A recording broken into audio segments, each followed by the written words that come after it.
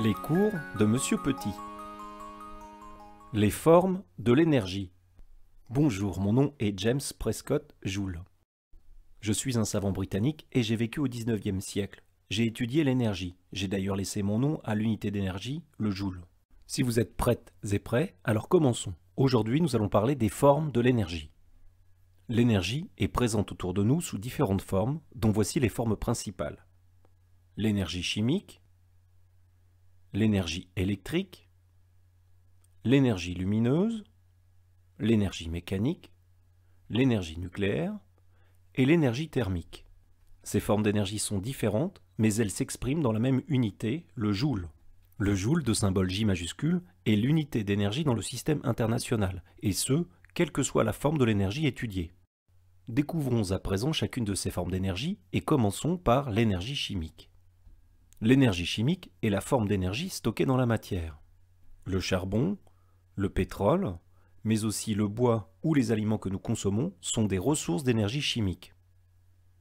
L'énergie chimique peut se convertir dans d'autres formes d'énergie. Les conversions d'énergie seront abordées dans une autre vidéo, je ne vous en dis donc pas plus pour le moment. Passons à la forme d'énergie suivante, l'énergie électrique. L'énergie électrique est très utilisée par les humains car elle est convertie par de nombreux appareils qui améliorent notre vie quotidienne. Cette forme d'énergie peut représenter un danger pour les personnes ou les installations. L'énergie électrique est une forme d'énergie compliquée à stocker en grande quantité. L'énergie électrique se transfère facilement par l'intermédiaire de conducteurs électriques.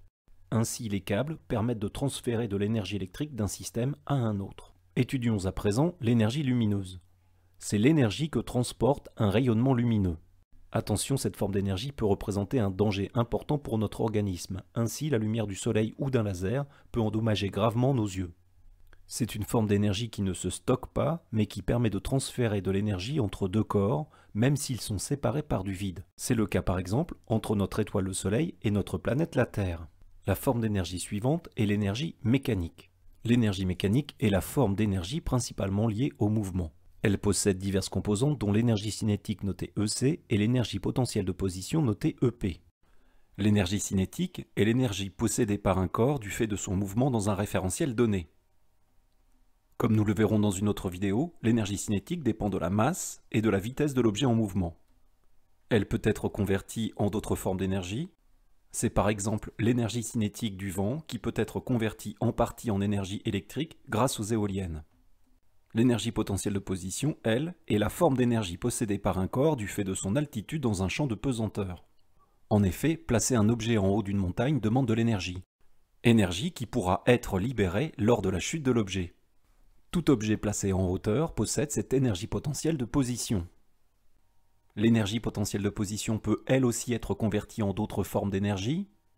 Ainsi, l'eau d'un barrage possède une énergie potentielle de position qui peut être convertie en d'autres formes d'énergie. Étudions à présent la forme d'énergie nucléaire. C'est l'énergie stockée dans les noyaux des atomes. L'énergie nucléaire peut se convertir dans d'autres formes d'énergie. C'est notamment le cas de ce qui se produit dans les centrales nucléaires où une partie de l'énergie nucléaire est convertie en énergie électrique. Pour finir, parlons de l'énergie sous forme d'énergie thermique. C'est la forme d'énergie couramment appelée chaleur. Les transferts d'énergie thermique peuvent avoir plusieurs effets sur la matière tels que une élévation de la température lorsque le corps reçoit de l'énergie thermique, ou bien une diminution de température si par exemple le corps étudié donne de l'énergie aux autres corps qui l'entourent.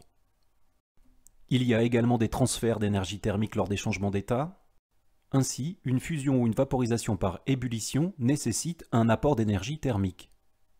A l'inverse, une solidification ou une liquéfaction nécessite une perte d'énergie thermique pour le corps étudié. Les transferts d'énergie thermique peuvent également produire des transformations chimiques, comme c'est le cas avec le maïs qui se transforme en pop-corn lorsqu'on le chauffe. L'énergie thermique peut également être convertie dans d'autres formes d'énergie. Elle est la forme d'énergie sous laquelle l'énergie se dissipe et se perd lors de la plupart des conversions d'énergie.